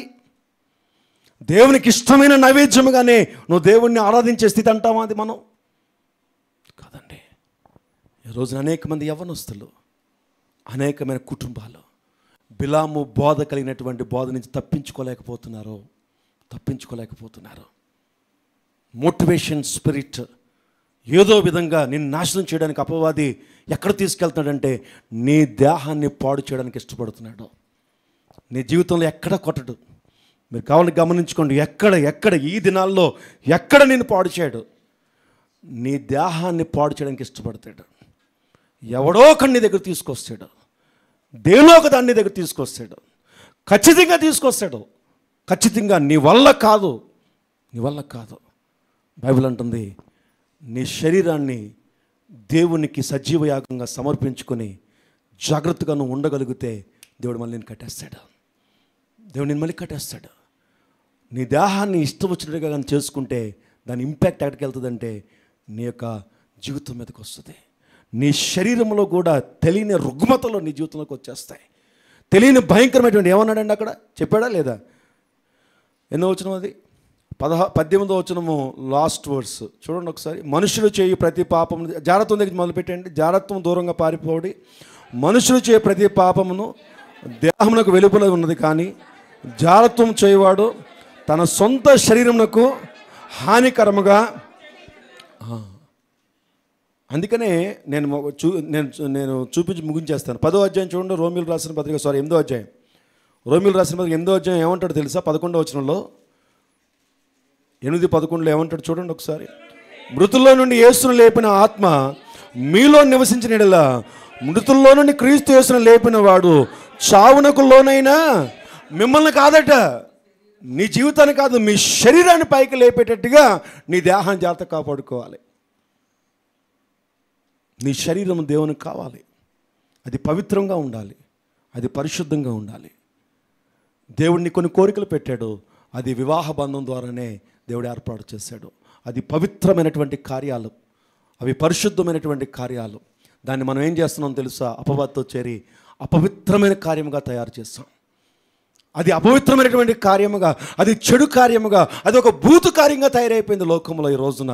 అది బూతు కార్యం కాదండి, అది పరిశుద్ధమైనటువంటి కార్యముగా దేవుడు ఏర్పాటు చేశాడు. రోజున ప్రియ దేవుని సంగమా, ఎంతోమంది యవ్వన ప్రాయాల మీద లేత అమ్మాయిలు, లేత అబ్బాయిల్ని బిలాము బోధ దాడి చేస్తుంది. ఒక తండ్రి దాన్ని చూడలేకపోతున్నాడు, ఒక తల్లి కాపాడలేకపోతున్నాడు. స్కూల్కే వెళ్తుంది కదా అనుకుంటున్నాడు, వెళ్తున్నాడు కదా అనుకుంటున్నారు. స్కూల్కే వెళ్ళి వచ్చే లోపల బిలాము బోధ ఎక్కుతుందండి. ఆ బిలాము బోధ వాళ్ళ జీవితాన్ని పిండేస్తుంది. ఎక్కడో చోట వాళ్ళు టెంప్ట్ అయిపోతున్నారు. ఎవరో ఒకరి దగ్గర ఆ ప్రేమలో పడిపోతున్నారు, ఎవరో ఒకరి దగ్గర అట్రాక్ట్ అయిపోతున్నారు. వాళ్ళ యొక్క మాయ మాటలకి నమ్మేస్తున్నారు, వారి మాయ మాటలని వినేస్తున్నారు.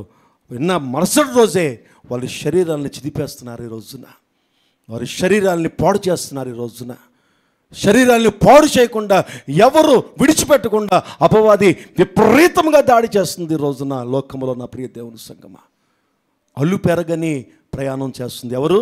ఎప్పుడు ఎవరిని మృంగుదునా అని అపవాదట చూస్తున్నాను. మెలకుగా ఉండి మన జీవితాలను కాపాడుకోవాలి. ఎంతమంది కాపాడుకుంటున్నారు ఈ రోజున? ఎంతమంది నీ యవ్వన చిన్నపిల్లలు అనుకుంటున్నావు, ఆ చిన్నపిల్లల్ని పాడు చేసేస్తున్నారు స్కూల్లో. చిన్నపిల్లల్ని ఆటో డ్రైవర్ పాడు చేసేస్తున్నాడు.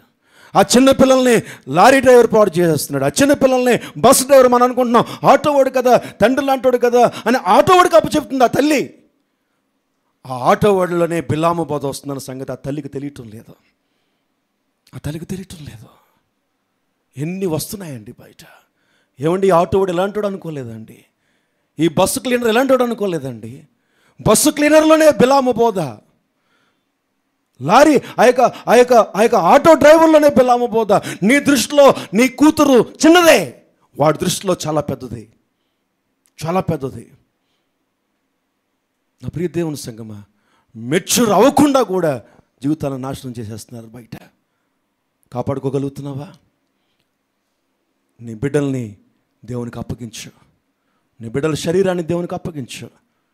నీ బిడ్డల్ని దేవుని మందిరంలో పెంచడం స్టార్ట్ చేయి. నీ బిడ్డలు దేవునికి మందిరంలోనే పెంచు. సండే స్కూళ్ళు, యూత్ మీటింగ్స్, చర్చెస్ ఇలాంటి మందిరాలకు వచ్చి పడుకొని ఎలాగుంటే అలాగున్నాయి, అక్కడే ఉన్నాయి వాళ్ళని. దేవుని శక్తి వాళ్ళని తాగుతుంది. దేవుని ఆత్మచేత వారు నింపబడతారు. దేవునికి అభిషేకంతో వారు నింపబడతారు. నా ప్రియ దేవుని సంగమా, ఒక దినం బిలాము బోధ ఎక్కడి నుంచో వారి జీవితాల మీదకి వచ్చినప్పుడు దేవుడు అడ్డుగా ఉంటాడు, దేవుడు అడ్డుగా నిలబడతాడు. నీ వల్ల కాదు నా ప్రియ దేవుని సంగమా. లేచి నుంచి ఉందాం, ప్రార్థన చేసుకుందాం. ఈ రాత్రికాల సమయంలో బిలాము బోధ అనగా వ్యభిచారపు ఆత్మ బిలాము బోధ. మోటివేషన్ స్పిరిట్స్ ఎవరో ఒకరి ద్వారా నీ చెవుల్లోకి వస్తుంది. ఎవరో ఒకరు నిన్ను పాడు చేయడానికి చూస్తున్నారు. నీకు తెలియకపోతే మెలకుగా ఉండు, జాగ్రత్త. నీ శరీరాన్ని జాగ్రత్తగా కాపాడుకో.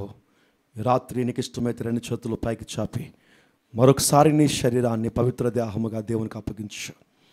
అయ్యా, నా శరీరం మీద ఎవరైనా కన్ను పడితే యేసు నామములో దాన్ని బంధిస్తున్నానని చెప్పు. అయ్యా, ఈ శరీరము నీదయ్యా, ఈ దేహము నీదయ్యా. ఈ దేహము నా భర్తది మాత్రమే, ఈ దేహము నా భార్యది మాత్రమే. ఇంకెవరు కన్ను నా మీద పడడానికి వీలు లేదు. చేయగలవి రాత్రి. నువ్వు సిగ్గుపడితే జాగ్రత్త. ఎప్పుడు ఏ దాడి నీ మీదకి వస్తుందో తెలీదు. బిలాము బోధ అపవాది దాడి చేస్తున్నప్పుడు వయసుతో సంబంధం లేదండి, వయసుతో సంబంధం లేదు. నీ జీవితాన్ని ఎప్పుడైనా నాశనం చేయొచ్చు నీ శరీరాన్ని పాడు చేయటం ద్వారా. ఈ రాత్రి ప్రార్థన చేస్తావా? నీ బిడ్డల కోసం ప్రార్థన చేస్తావా? ఇదిగో ప్రభు, రాత్రి నాయన నా శరీరాన్ని నీకు సజీవ యాగముగా నేను సమర్పిస్తున్నానయ్యా. నా చిన్ని బిడ్డల యొక్క శరీరాల్ని నీ పాదాలకు అప్పగిస్తున్నానయ్యా. వారు ఎక్కువ సమయము నీ మందిర ఆవరణంలో ఉండులాగన నాకు సహాయము దయచే ప్రభువా. ఎక్కువ సమయము తండ్రి వారు స్కూల్లో ఉంటున్నారయ్యా, ఎక్కువ సమయం వారు కాలేజీలో ఉంటున్నారయ్యా, ఎక్కువ సమయము బయట ఉంటున్నారయ్యా. ఉన్న కొద్ది సమయమైనా నీ మందిరములో నా బిడ్డలు పెరుగుదురుగాక తండ్రి. రాత్రి నువ్వు ప్రార్థన చేస్తే ఇదిగో నీ పిల్లల యొక్క శరీరము దేవుడు కంచిగా ఉండి ఆయన ఆత్మ ద్వారా ఆ శరీరాన్ని కాపుదలగా ఉంటాడు. లేకపోతే నీ వల్ల కాదు. బిలాము బోధ లోకమంతా సంచారం చేసి సంఘంలోనికి వచ్చేసిందని ప్రకటన గ్రంథంలో చెప్తున్నాడు. సంఘంలోనే ఏలుబడి చేస్తుందని సంఘంలో ఉంటుంది. జాగ్రత్త, మెలకుగా ఉండమని బైబిల్ చెప్తుంది. నా ప్రియ దేవుని సంగమా, ఇది బయట వరకు రాసినటువంటి పత్రిక కాదండి, ఇది సంఘ పత్రిక. సంఘానికి రాసిన పెర్గమనే పట్టణంలో రాసినటువంటి సంఘ పత్రిక. జాగ్రత్త. నీ శరీరమునకు హాని ఉంది. నీ దేహము జాగ్రత్తకు వెళ్ళిపోవడానికి సిద్ధముగా ఉన్నటువంటి దినాలు దగ్గరగా ఉన్నాయి. ఈ రాత్రి నువ్వు చాలా జాగ్రత్తగా ప్రభువుకు అప్పగించుకోకపోతే నీకు తెలిసే లోపల నీ దేహము జారిపోతుంది. జాగ్రత్త. ప్రార్థన చేద్దామా ఈ రాత్రి కాల సమయంలో.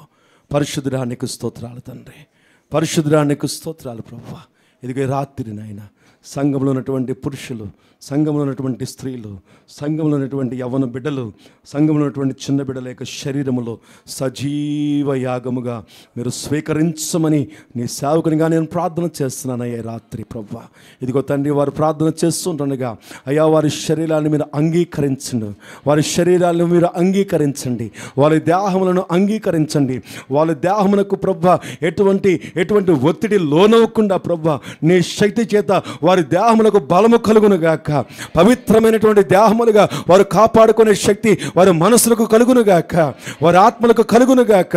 వారి శరీరములు ప్రభువా ఒకరోజు తీర్పు దినాన నిష్కల్మషమైనటువంటి పవిత్రమైన దేహములుగా నీ ముందు నిలబడుదురుగాక తండ్రి. నీకు స్తోత్రములు నాయన.